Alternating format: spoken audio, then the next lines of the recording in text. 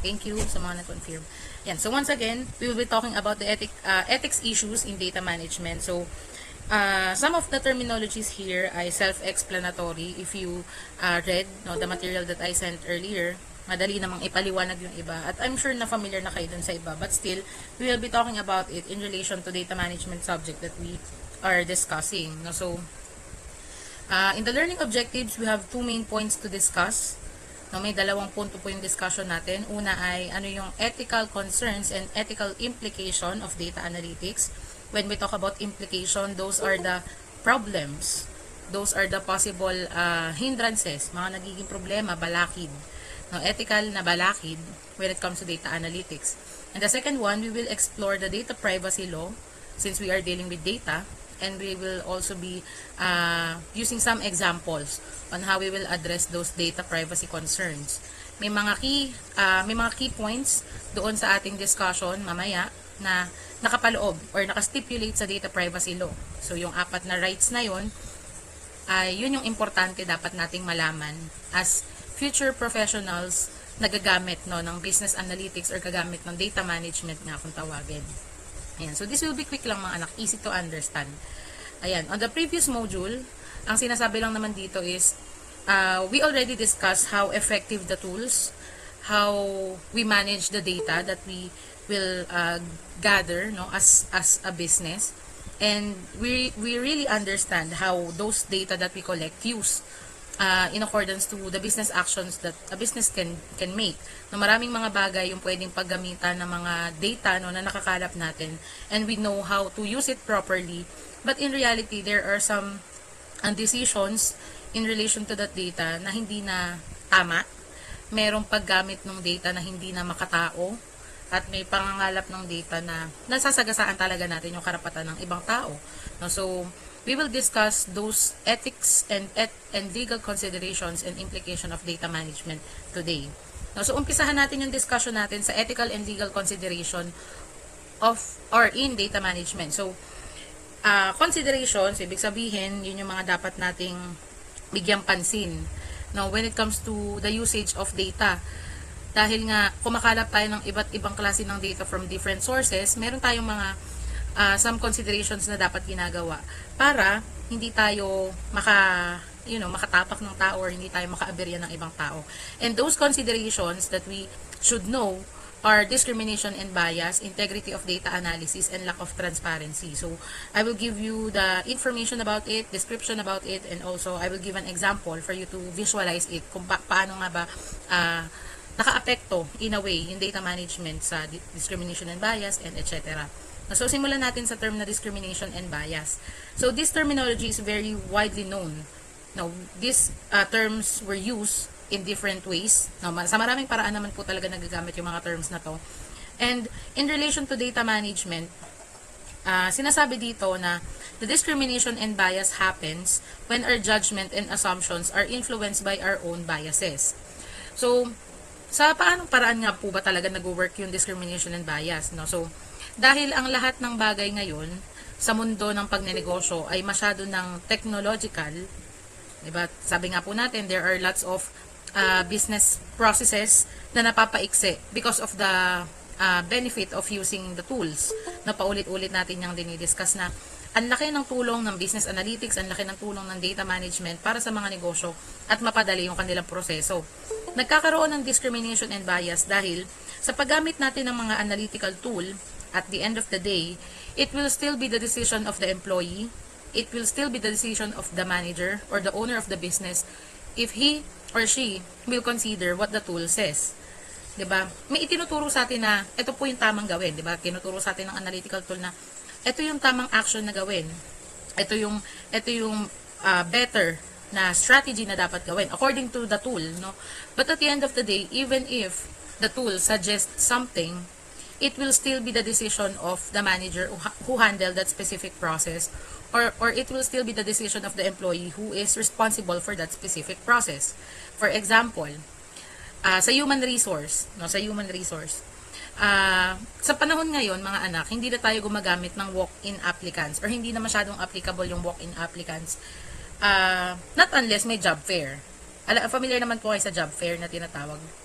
Narinig niyo na yun. Yung, ayun, yung parang iba't ibang establishments na nag-o-offer ng mga open positions for aspiring applicants in yung job fair. But in this day, or in this modern world, yung proseso natin ngayon ng hiring ay hindi nakagaya ng araw, no, na nagbibigay tayo ng biodata, na may mga flyers tayo makikita na wanted, ganun, wanted cook.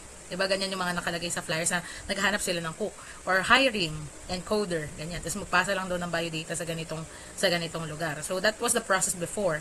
But nowadays, we are using the search engines, we are using the tools, we are using some applications and website para mas maproseso ng maayos ng mga human resource practitioners yung mga aplikante na nag-a-ay pumasok sa kanilang business. No, so, even so, there are still, or there are some analytical tools that we use. Pumasok ka sa LinkedIn. Pag pumasok ka sa LinkedIn, makakakita ka ng millions of open jobs. Familiar kayo dun sa LinkedIn? Narinig niyo na yun?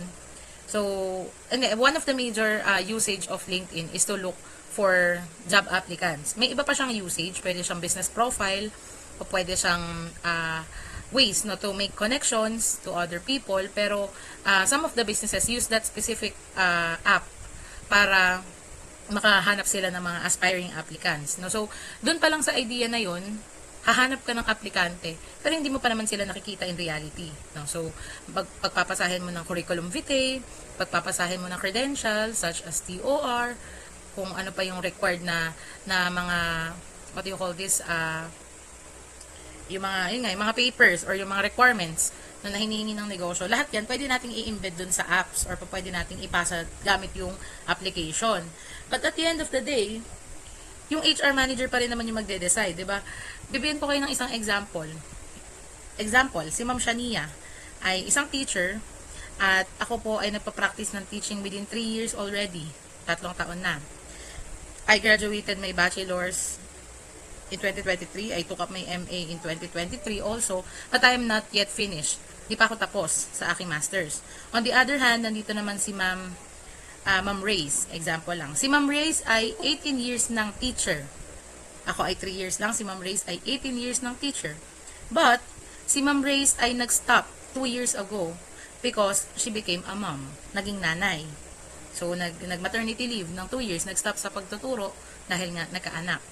Sabay kaming nag-apply. Ako na may 3 years experience, si Ma'am Reyes na may 18 years experience. Ang difference lang namin, I am still in teaching. Nagtuturo pa rin ako. Si Ma'am Reyes ay nakahinto at babalik sa pagtuturo. Yun yung pinagkaiba namin. Nagpasa kami ng application. Credentials-wise, sinong mas angat? Definitely not me. Kasi 18 years na yung teaching experience ng isa. So, meaning to say, she have a lot of seminars attended. Kumbaga, layo na niya sa kung ano ako ngayon dahil 3 taon pa lang ako ngayon. Tapos, pareho kaming umakyat. Second interview, final interview. Nung chinek ng HR manager, ang natanggap ay si Ma'am Shania at hindi si Ma'am Reyes. May discrimination and bias? Yes. Saang part? Ang sabi kasi ng HR manager, baka hindi na kasi makasabay sa makabagong mundo ng pagtuturo si Ma'am Reyes dahil 2 years pa lang siyang nahinto at saka mas magagamit natin effectively si Ma'am Shania kasi wala namang kukuha ng oras niya, wala pa siyang anak. Diba, ginamit natin yung tool, nakatulong yung tool, may pinagpasahan kami ng resume, ng credentials, etc. But at the end of the day, the discrimination and bias still exists in the sense na HR manager pa rin yung nag-handpick sa akin because of this reason. Hindi siya makatao kasi it is unfair for Ma'am Reyes to be not hired because she became a mom kasi naging nanay siya. No, so, sa ganong parts nag-work or sa ganong parte nakaka-apekto yung discrimination and bias sa paggamit ng data management. Kasi even if we use the tools, kung susundin ang idinidikta ng website, ng application, definitely hindi dapat ako yung ma-hire. Kasi yung qualification nun, mentras kang mas maganda yung mapapasa, mas dapat kang tanggapin. But because of this certain interview na nangyari, na nakausap na yung HR manager, hindi niya na, kumbaga binaliwala niya na yung idinidikta ng data management or ng tool or ng website na ginamit. Ang kinonsider niya na ay yung feelings niya. Na-influence na siya ng self-decision niya. Nagkaroon na ng bias. Nagigets po. Nagigets mga anak. Yan. So, ganun siya nangyayari. No, ganun nangyayari yung unang ethical consideration, which is discrimination and bias. Second one is the integrity of data analytics. Sabi natin dun sa mga previous discussions natin sa data management and even in business analytics, we have this thing called data warehousing, the idea of collecting all those necessary information that we might or we might not use, but we still store it. Diba, naalala niyo yung discussion natin sa knowledge discovery na even if we collect a lot of data, some of the data there in the warehouse ay trash na or basura na. But we still collect it or store it in the benefit of we can still use it for something else. Yun yung nasa isip natin. And because of that idea that we store a lot of information from different sources, we didn't think about the integrity of those data that we collect. In what sense? May mga sitwasyon or pagkakataon na ang isang negosyo ay hindi naman sila kumukuha ng sarili nilang analyst. Ibig sabihin po, gumagamit lang sila ng application, bumibili lang sila ng what you call this, license. Bumibili lang sila ng license, pero hindi sa kanila at all yung system. Example na lang natin, yung BSU. We use the HIMSS. No, we use the HIMSS, we use the Bulso Prism before, but all of those portal that we use ay hindi naman pagmamay-ari ng BSU. Bagkus ay binibili yung lisensya sa ibang negosyo or sa ibang company na gumagawa talaga ng websites. So meaning to say, the access of the data that the students were giving, that the teachers were sharing, ay napapaghatian ng sino. Bukod sa atin, may iba pang nakakakita. Nagigets nyo po? May iba pang nakakakita, may iba pang nakaka-access, na in reality, we do not know that. Siyempre, ang domain, ang owner ng website, ay ibang tao, or iba ang kumpanya na may-ari. So, kahit nasabihin natin na, well, hindi naman sila concerned doon, pero sila yung taga-manage. Kapag nagkakaproblema, kanino natin nire-raise? Example lang, kay Prosol. Si ProSolution ay isang kumpanya, hindi naman parte ng BSU si Prosol. Bumibili lang tayo ng lisensya kay Prosol. And may mga pagkakataon, hindi ko nagagamitin yung school, but there are some cases that those information that we share ay kumakalat sa ibang mga tao or kumakalat pa sa ibang mga storages. Diba may mga pagkakataon na magugulat kami, spam calls, magugulat kami mga text na kung ano-ano, na hindi naman natin alam in reality kung paano nakuha nila yung ating information. Because, hindi ko alam kung nabanggit ko sa inyo, but the internet is really, really deep. Masyadong malalim ang internet. The only thing that we know is the surface level of internet. May tinatawag na deep web, may tinatawag na dark web, na as users, mababaw lang yung kaalaman natin. Kahit na sabihin mong techie ka, hindi ka pa rin kasing techie ng iba. And yung mga impormasyon, no, na paminsan ay kinokolekta ng isang negosyo o kinokolekta ng isang kumpanya at may access ang ibang tao, nagkakaroon siya ng kumbaga nakukuha yung mga impormasyon na yun at nagagamit sa hindi maayos na paraan. One of the best example of this is the scam. Familiar naman siguro kayo sa scamming, ano? Yung, pag pinindot mo tong link na to, magkaka 10K ka. How? And where did you get my information? Pero kumpleto, yung text. Hello, Miss Delestre Shania S. We are from BDO, keme. Pero spam message lang or scam message lang. Kaya sabi nga dito, we should also take consideration the assumption used to ensure its validity. Hanggat maaari, on the business end, kung hindi na talaga nila kailangan yung information, might as well delete it. Kasi as owners, or as users, or as consumers, we do not know until when those information that we share will be stored. Kunwari, share mo yung password mo sa ganito. Hindi ka naman sigurado kung hanggang kailan nasa kanila. Diba? Minsan nga yung tayo, nagwa-one-time pin, yung mga ganyan. And as much as possible, kapag may mga forms, may mga links na hindi naman hinihingi yung full name, huwag nyo talagang ibigay yung full name nyo kasi you never know where and when or how our information will be shared. Di kasi natin sigurado. Kapag may mga forms kayo sinasagutan na optional yung middle name, huwag nyo talagang ibigay yung middle name nyo as much as possible. So that those specific, kahit ultimo mismo Google Forms yan, ultimo mismo kung ano-anong links na sinasagutan natin, do not share the whole information about you because we never know how those information that we share will be used. Ayan, prone for cyber attacks. That is true. Minsan po may mga, ayan, yung OLA, yan, online lending apps, biglang tumatawag na ino-offeran tayo ng kung ano-ano, di ba? But we never know how they get our number. Hindi naman tayo familiar. Or maybe, yung iba nga sa atin ay hindi naman talaga nag-fill out ng kung ano-anong forms. Pero magugulat kami mga offerings. And yun, yung isa sa bagay na kinoconsider natin, yung cybercrime. Alam nyo naman na ngayon, Diyos ko, konting siraan lang sa SOCMED. Cyber libel na agad. Magsalita ka nang hindi maayos. Unjust vexation agad.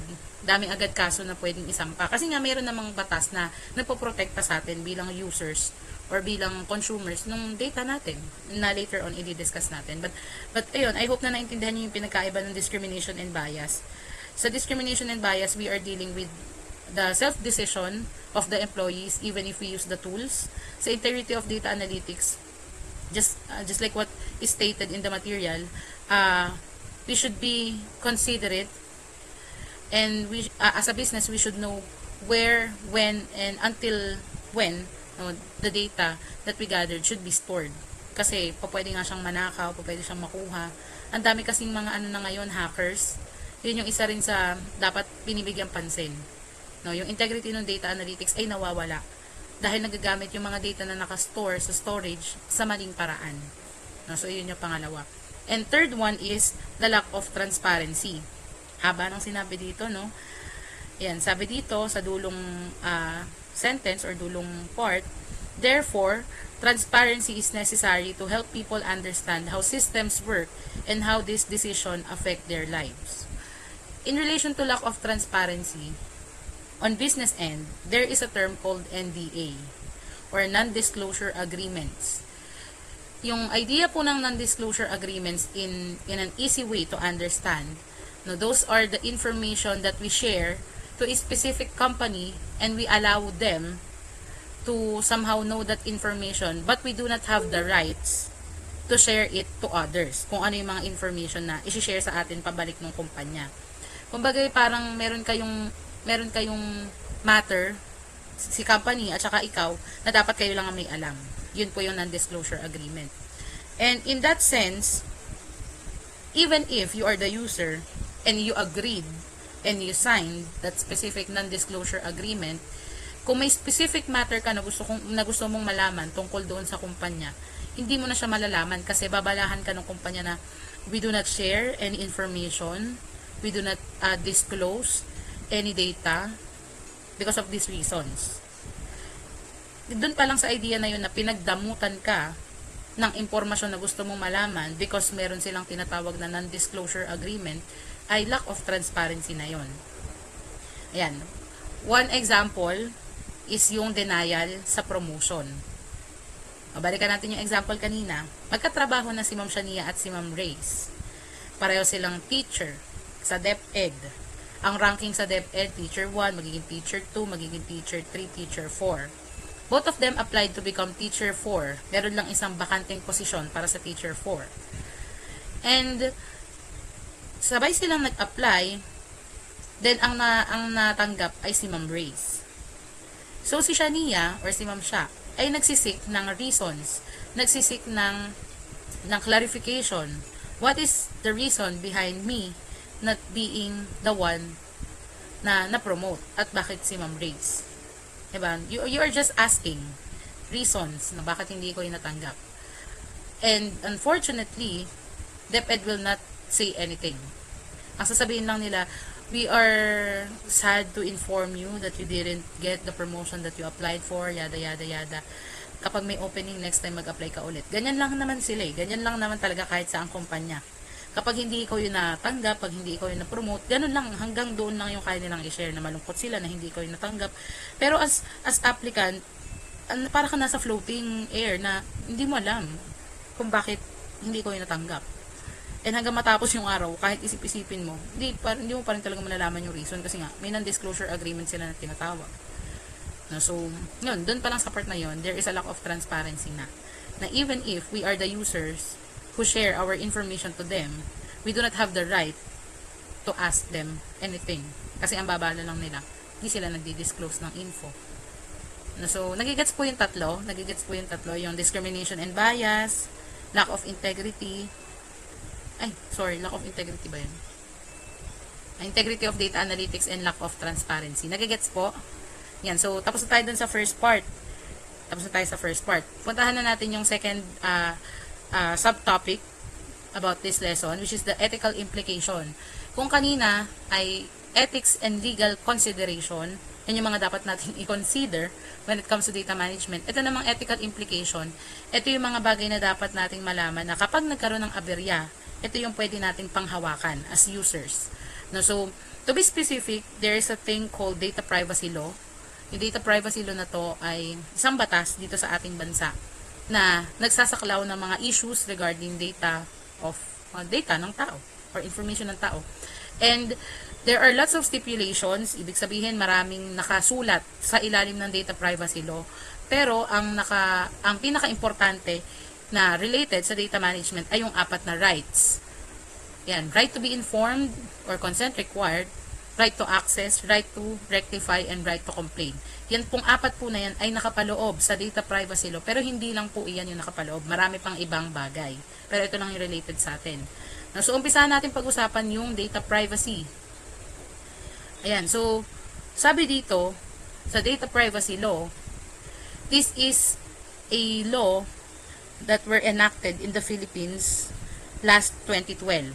Ito daw po ay naisabatas noong taon ng 2012 to somehow protect the personal information and give individuals greater control over how their data is collected and used. So that is the main reason. No, kaya isinulat ang batas tungkol sa data privacy para bigyan tayo ng protection bilang users at bigyan rin tayo ng mas mataas na control sa kung paano gagamitin yung data natin at sa paano kukuhanin yung data natin. Now, sabi nga dito, there is a growing concern about data being collected without users' knowledge. And up to this day, dahil modern world na yung meron tayo, ay iba rin naman talaga. No, sa mga maling paraan na talaga, nagagamit ang data natin nang hindi naman tayo aware. No, kaya mainam na naisabatas ang data privacy law sa Pilipinas noong 2012. To be honest, ang Pilipinas ay nakasabay na sa global status ng technology noong 2010 na. Doon umusbong yung Facebook, doon umusbong yung YouTube, yung kalakasan ng lahat. Doon gamit na gamit ang Mozilla Firefox, kung familiar kayo doon. Sana familiar kayo doon. Ang Chrome na kasi yung gamit natin ngayon. Run by Google na. Gamit na gamit ang Internet Explorer during those days. And kung hindi ka naman talaga mabusising tao, at ikaw ay type lang ng type, share lang ng kung ano-ano, kaya talagang gamitin against you, or kayang gamitin yung data mo in something na hindi mabuti. Kaya buti na isabatas na sa Pilipinas yung Data Privacy Act noong 2012. And in relation to this, there are key rights under Data Privacy Act of 2012 na concerning lamang sa data management. So those key rights are right to be informed and give consent, right to access, right to rectification, and right to complain. Umpisahan natin dun sa part ng right to be informed and give consent. Sabi dito, individuals must give informed consent before their personal data is collected or processed. They have the right to know the purpose of data collection, and who will access to their information. Unang-una sa lahat mga anak, it is our right to know who will collect our data.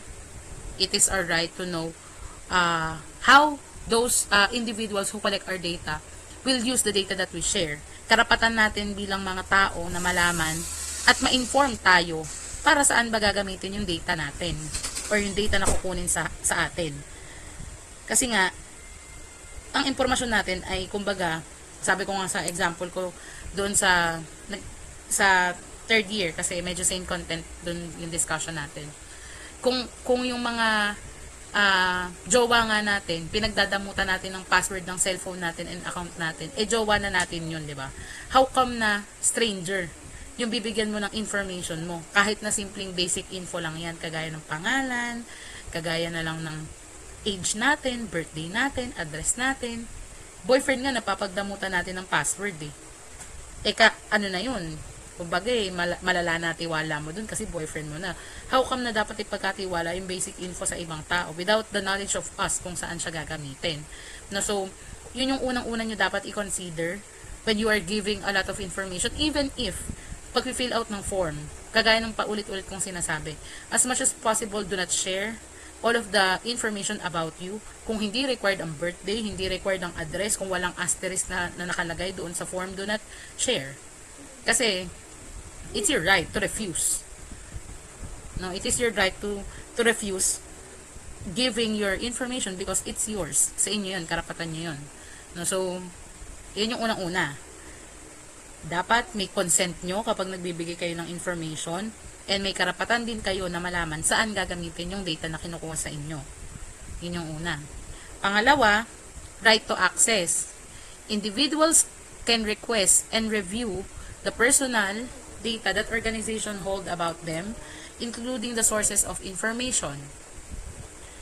No, so in this part, sa right to access, obviously, kung tayo nga yung nagsishare ng information sa ibang tao, might as well bigyan din tayo ng pagkakataon na galawin yung ibinigay nating information. No, so sabi dito sa right to access, individuals have the right to access the personal data that organizations hold about them. This right allows individuals to review their data and verify whether it is accurate, updated, and processed fairly. Itong right to access, very much important to, lalong higit kung tungkol sa pera, yung dapat nating alamin. Like for example, you have your own banking banks or bank accounts. Alam nga naman, di tayo bigyan ng karapatan kung tayo may-ari, di ba? O kung sakali man na magpalit tayo, like for example, magpalit tayo ng card, magpalit tayo ng passcode, example lang, kasi baka na-share natin sa iba yung passcode natin, tapos gusto natin na palitan. As owners, we should have the right to access it because we own that specific bank account. As easy as that. Review, no? Right to access. Reviewin yung mga data na naka-embed dun sa shinare natin. Verify kung totoo ba yun or hindi. And yung kasunod nito, which is the right to rectify, yung pangatlo na to, sa right to rectify, kapag may inaccuracy, dapat as owners, we have the rights to update it. We have the rights to revise it. The term rectify is somehow synonymous to the term revise. Rectification, palitan. Papalitan mo kasi may mali. One of the best example of this is yung pangalan sa PSA. Diba may mga pagkakataon na yung pangalan na naka-record sa atin sa Philippine Statistics Authority ay mali ang spelling. Kung kunwari ang inilagay sa akin ay Shaina. Pero sa live birth ko, Shania naman talaga yung spelling. So I have the right to rectify in the sense na outdated at inaccurate yung information about me kaya papapalitan ko. Ganun siya. Kanina sa right to access, bibigyan ka ng rights para magalaw yung information mo. Sa right, magalaw in the sense na mayroon kang papalitan, pero walang mali. Binibigyan ka lang ng access para i-review. Sa right to rectify, meron kasing part na inaccuracy, merong mali, may discrepancy na tinatawag, may hindi pagkakatugma. Kaya may karapatan ka na i-revise. Yun yung pinagkaiba niya. Sa right to access, tama naman, may babaguhin ka lang. Sa right to rectify, may mali, kaya kailangan mong i-update. O, example pa sa right to rectify, kapag ka lumipat ka ng bahay, di ba, ang present address ay iba sa permanent address. Ako, I'm using two address. Address, tama, address. Yun yung plural. Ang permanent ko ay Santa Ana, ang present ko ay Matungaw. And I wanted all of my ID to be updated and changed dahil hindi ko na ginagamit yung permanent address ko na Santa Ana kasi dito na ako formally nakatira sa Matungaw. So, right to rectify yung gagamitin ko doon. Kasi outdated na yung data about me. Inaccurate na. Nagigets po? Once again, we will use situational examples, situational questions pala. Sa exam, sa quizzes, hindi tayo gagamit ng as is na description, na definition of terms. Hindi na po ganun yung magiging approach natin sa finals. Magiging approach na natin situational. Parang kumbaga, iintindihin nyo, unawain nyo kung right to rectify ba to, yung sinasabi ng statement na to, right to access ba to, gano'n na siya, no? Para maiba lang tayo ng konti. And lastly, pinaka-importante na nakapaloob dun sa data privacy law ay yung right to complain. Well, ang sinasabi lang naman dyan, if you know people na hindi mo naman binigyan ng access about your data and use your data in bad ways, or ginamit yung data mo sa mga bagay na hindi ka informed, you have the right to complain. Right to complain in the sense na pwede silang humarap sa penalties, magbayad ng danyo sa inyo, magbayad sa inyo ng damages, or pwede nyong kasuhan. Kahit na gaano kalalim yan. Kaya yung, even if the usage of social media, lahat ng tao meron ng rights to file a case against those people na, for example, sinisiraan ka, nanindrap ka. Yan, identity theft, isa pa yan. Nagpapanggap na ikaw para makahingi ng tulong sa GCash.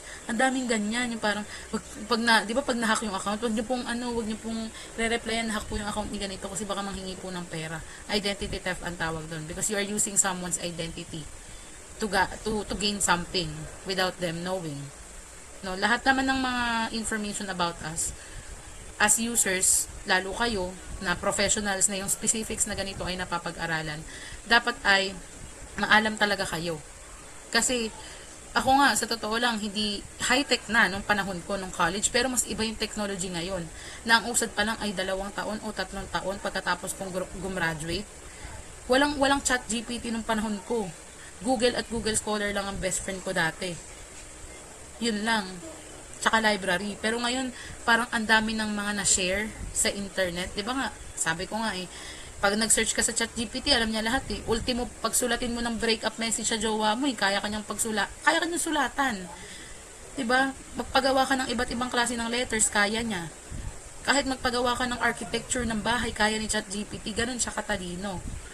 And lahat ng mga katalinuhan ng isang tool, kagaya ni ChatGPT, na run by Python, kung naalala niyo sa discussion natin, multi-purpose talaga siya. So, ibig sabihin, iba't ibang klaseng mga talino, iba't ibang klaseng mga brain cells ang pinagsama-sama sa paggawa ng isang chat GPT. At imagine niyo na lang kung gaano kadaming information yung hinohold ng isang specific na app pa lang.